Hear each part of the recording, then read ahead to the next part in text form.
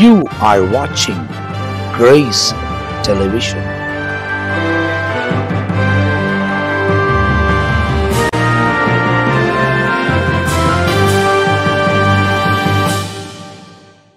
இயேசு கிறிஸ்துவின் நாமத்தில் உங்கள் யாவருக்கும் அன்பின் வாழ்த்துக்கள். இந்த கால நேரத்தில் ஆண்டவர் தொடர்ந்து நம்மை ஆசீர்வதிக்கிற தேவனாக இருக்கிறார். அதனால் இந்த நாளில் ஆண்டவருடைய கரம் தொடர்ந்து நம்மை பாதுகாத்து நடத்திட்டோம். இயேசுவோடு பேசுகின்ற நிகழ்ச்சி தொடர்ந்து ஆண்டவர் நம்ம ஒவ்வொரு நாளும் நம்மோடு கூட இடைப்படுகிறார். காலை 7லேருந்து 7:10 அந்த நிகழ்ச்சி நமக்கு ஒளிபரப்பப்படுகிறது கிரேஸ் தொலைக்காட்சியின் வாயிலாய். அதனால் தொடர்ந்து நிகழ்ச்சியை பார்த்து அதிலேருந்து தேவனுடைய நன்மைகளை பெருங்க கர்த்தர் நம்மை ஆசீர்வதிக்கட்டும். ஒரு குறிப்பிட்ட பகுதியை இன்றைக்கி வேதத்தில் நம்ம வாசித்து உங்களுக்காக தியானித்து ஆசீர்வாதத்தின் ஒரு ஜெபத்தை உங்களுக்கு நான் வைக்கிறேன். கர்த்தர் நமக்கு உதவி செய்கிறது. தி புக் ஆஃப் ஏசாயாவின் தீர்க்கதரிசன புத்தகம் 60ஆம் அதிகாரத்திற்கு உங்கள் வசனத்தை நீங்கள் திருப்பிக் கொள்வீர்களானால் ஆண்டவர் நமக்கு அதிலிருந்து ஒரு குறிப்பிட்ட பகுதியை நமக்கு பேசும்படிக்கு கர்த்தர் உதவி செய்கிறவராக இருக்கிறார். அதனால் ஏசாயா 60ஆம் அதிகாரம்னு சொல்லப்படும் போதே ஆண்டுடைய இந்த வாக்குத்தத்தங்கள் ஆண்டவர் நமக்கு எப்படி வாக்குத்தத்தத்தை வச்சிருக்கிறார், அவர் நம்முடைய வாழ்க்கையில் எப்படி செயல்படுகிறார்னு சொல்லி தேவன் நமக்கு காரியத்தை நமக்கு இதிலேருந்து வெளிப்படுத்துகிறவராக இருக்கிறார். 19வது வசனத்தை நீங்கள் படிப்பீர்களானால் the book of Isaiah chapter 60:19 இந்த 19வது வசனத்தில் ஆண்டவர் பாருங்கள் எப்படி நமக்கு இந்த வார்த்தையை சொல்கிறாருன்னா, இனி சூரியன் உனக்கு பகலிலே வெளிச்சமாயிராமலும் சந்திரன் தன் வெளிச்சத்தில் உனக்கு பிரகாசியாமலும் கர்த்தரே உனக்கு நித்திய வெளிச்சமும் உன் தேவனே உனக்கு மகிமாய் இருப்பார்னு சொல்லி ஆண்டுடைய வார்த்தையில் வாசிக்கிறோம். இந்த கடைசி பகுதியை இந்த வசனத்தில் 19வது வசனம் பார்க்கும்போது ஆண்டுடைய வார்த்தை சொல்லப்படுகிறது, கர்த்தரே உனக்கு நித்திய வெளிச்சமும் உன் தேவனே உனக்கு மகிமையுமாய் இருப்பார். The Lord will be your everlasting light. தேவனே உனக்கு வெளிச்சமாக இருப்பார். அப்போ இதற்கு என்ன அடையாளம் அப்படின்னு படும்போது, ஒரு மனுஷனுடைய வாழ்க்கை இருள் அடைஞ்சிருக்கிறது. இருளாக இருக்கிற வாழ்க்கைக்கு தான் ஒரு வெளிச்சம் தேவை. ஒரு குறிப்பிட்ட மனுஷி யாரோ ஒரு தொலைதூர இடத்திற்கு நடந்து போகிறாங்கன்னா, நான் போக போக அந்தி சாய்ந்து அப்படியே சூரியன் மறைந்து ஒரு இருளுக்குள்ளே போகிறாங்கனாக்கா அவங்களுக்கு கட்டாயம் போக போக அவங்களுக்கு வெளிச்சம் தேவை. இந்த நாட்களில் நமக்கு ஏராளமான வழிமுறை கொண்டு வெளிச்சத்திற்கு, அந்த நாட்களிலையும் ஜனங்க வெவ்வேறு ஒரு காரியங்களை வெளிச்சத்திற்கு உபயோகப்படுத்தினார்கள்.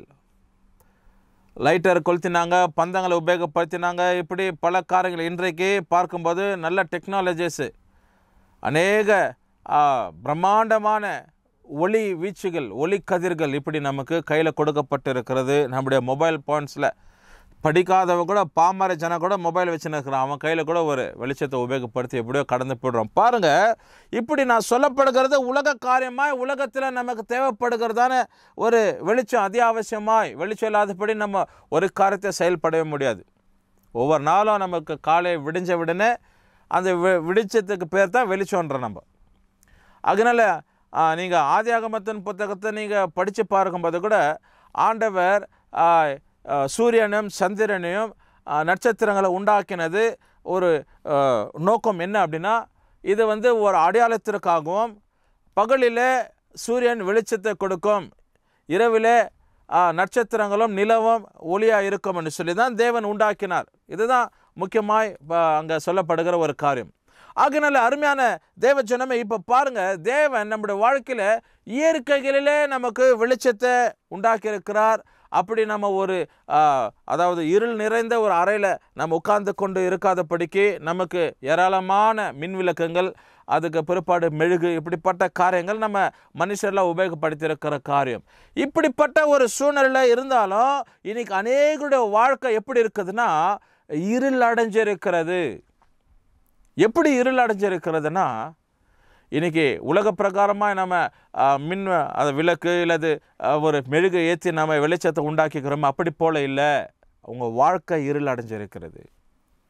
வாழ்க்கையில் எந்த குடும்பத்தில் எந்த தனிப்பட்ட மனுஷோட வாழ்க்கையில் தெய்வம்னு சொல்லப்படுகிற ஒரு தேவனோ இல்லை ஒரு கடவுளுக்கும் முக்கியத்துவமான ஒரு காரியம் இல்லையோ அந்த மனுஷியோ இருள் அடைஞ்சிருக்கிறார். அவனோட வாழ்க்கையில் பிரகாசிப்பு இல்லை. there is no any light in their life. அவங்க வாழ்க்கையில் எந்த வெளிச்சம் கிடையவே கிடையாது.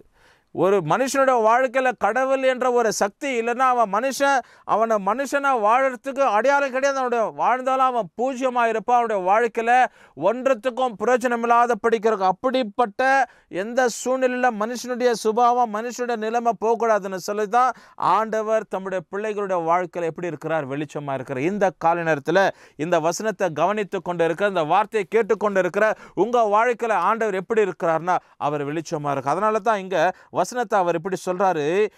ஆண்டவருடைய வார்த்தையில வாசிக்கிறோம், இனி சூரியன் உனக்கு பகலில் வெளிச்சமா இராமலும், அதுக்கு பிற்பாடு பாருங்க, சந்திரன் உனக்கு வெளிச்சத்தில் உனக்கு பிரகாசமா இல்லாம இருந்தாலும் கர்த்தரே உனக்கு வெளிச்சமா இருக்கிறார். சூரியன் சந்திரன் ரெண்டும் இல்லாகாட்டி போதுங்க, ஆண்டவருடைய வாழ்க்கையில வெளிச்சமா இருக்கிறார். சுலபமான ஒரு வார்த்தையில உங்களுக்கு சொல்றேன், தேவனே உனக்கு வெளிச்சமாக இருக்கிறார். ஆகையினால வெளிச்சத்தின் தேவன் உன்னோடு கூட இருக்கும்போது எதை குறித்து கலங்க வேண்டிய யோசிக்க வேண்டிய, என் வாழ்க்கை இருள் அடைஞ்சிருக்குது, என் வாழ்க்கையில் குழப்பமாக இருக்குது, என் வாழ்க்கையில் இன்னும் வளர்ச்சி இல்லையே, என் வாழ்க்கையில் ஞானம் இல்லையே, என் வாழ்க்கையில் கடவுள் இல்லையே, என் வாழ்க்கையில் இப்படி உபத்திரமாக இருக்குது, என் வாழ்க்கையில் போராட்டமாக இருக்குதுன்னு சொல்லி இன்னும் நீ போராட்டம் பட்டு கொண்டு இருக்காத. அதை விட்டுட்டு வெளியே வா. காரணம் கர்த்தரே உனக்கு வெளிச்சமாக இருக்கிறார். தேவனே உனக்கு ஒளியாக இருக்கிறார். தேவனின் பட்சத்தில் உனக்காக இருக்கும்போது, உனக்கு ஒளியாக இருக்கும்போது, வெளிச்சமாக இருக்கும்போது ஏன் நீ மற்ற காரியங்களை குறித்து கவலைப்பட வேண்டும்? இது குறை, அது குறை, இது இல்லை, அது இல்லை, இது விட்டது குறை, தொட்டது குறைன்னு சொல்லி இன்னைக்கு அநேக காரியங்களை குறித்து நம்ம வருத்தம் அடைஞ்சுன்னு இருக்கணுமே தவிர, இன்னைக்கு எந்த விதத்திலும் நான் மேன்மையாக இருக்கிற கடவுள் என் வாழ்க்கையில் ஆசீர்வாதத்தை கொடுத்திருக்கிறார், நன்மையை கொடுத்திருக்க, உயர்வை கொடுத்திருக்கிறார்னு சொல்லி ஒரு மனுஷனுடைய வாழ்க்கையில் இது வெளியே வாயிலேருந்து வார்த்தை ஆக்கப்பூர்வமாக வந்ததே கிடையாது. இன்றைக்கி அப்படி சூழ்நிலைகள், அதாவது பிசாசு அவன் காரியங்களை செயல்பட்டு யுக்திகளை கையாளி கொண்டு இருக்கிறான். சாத்தான் யுக்திகளை கையாடி கொண்டு இருக்கிறான். மனுஷனுடைய வாழ்க்கையில் தள்ளப்பட்ட தூதனானவன் இன்னைக்கு வாழ்க்கையில் குழப்பத்தையும் குடும்பத்தில் சின்ன பின்னம் ஆக்குற கணவன் மனைவியும் போராட்டம் பிரச்சனையில் வாழ்வதற்கான எத்தனையோ இருள் நிறைந்த காரியங்கள் குடும்பங்களில் வாட்டி வதைத்து கொண்டிருக்கிறது. எனக்கு கருமையான தேவஜனமே, இப்படிப்பட்ட இருள் நிறைந்திருக்கிற வாழ்க்கைக்கு கர்த்தரே வெளிச்சமாக இருக்கிறார். Is an everlasting light. நித்திய வெளிச்சமாக இருக்கிறார். விளக்கு அணிஞ்சு போயிடும், மெழுகு தணிஞ்சு போயிடும், உருகி அவ்வளோதான் முடிஞ்சிடும். ஆனால் தேவனுடைய வெளிச்சம், தேவனுடைய வார்த்தை, தேவனுடைய வாக்குத்தத்தம் நித்தியத்திற்கும் வாழ்க்கையில் இருக்கும்னு சொல்லி ஆண்டவருடைய வசனத்தில் வாசிக்கிறோம். அந்த நித்தியத்தின் தேவன் உங்கள் வாழ்க்கையில் ஒரு மறுமலர்ச்சியை கொடுக்க, உங்கள் வாழ்க்கையை கர்த்தர் உயர்த்த ஆசீர்வதிக்க திட்டமிடுவராக இருக்கிறார். சூரியன் வெளிச்சமோ சந்திரன் வெளிச்சமோ கொடுக்காக்கட்டி போட்டோம், கொடுக்கலைன்னா பரவாயில்ல, அது இல்லாக்கட்டி போட்டோம். அது இல்லாமல் இருந்தாலும் ஆண்டவர் உங்கள் வாழ்க்கையில் வெளிச்சமாக இருக்கிறார். ஜெபிப்போம். நல்ல பிதாவே, ஆண்டவரே, இந்த ஏசாயா 60:19 இந்த பிள்ளைங்க வாழ்க்கையில் ஒரு ஆசீர்வாதத்தை கொண்டு வரட்டும்ப்பா. ஆண்டவரே, இந்த பிள்ளைங்க வாழ்க்கையில் நன்மையை மாற்றத்தை கொண்டு வருவீராக. ஆண்டவரே, மக்கு ஆண்டவரப்பா உகந்த காரியத்தை இந்த பிள்ளைங்க வாழ்க்கையில் நீ செயல்படுத்துவீராக. ஏசாயா 60:19-20 இந்த 2 வசனங்களை கூட இந்த பிள்ளைங்களுக்கு ஒரு ஆசீர்வாதமாக இருக்கட்டும்ப்பா. தொடர்ந்து வெளிச்சத்தின் தேவனை பின்பற்ற, வெளிச்சத்தின் பிள்ளைகளாக வாழ தேவன் உதவி செய்யுங்க. இயேசு கிறிஸ்துவின் மகிமையுள்ள நாமத்தில் ஜெபிக்கிறோம் நல்ல பிதாவே. ஆமென், ஆமென். கர்த்தர் உங்களை ஆசீர்வதிப்பார்.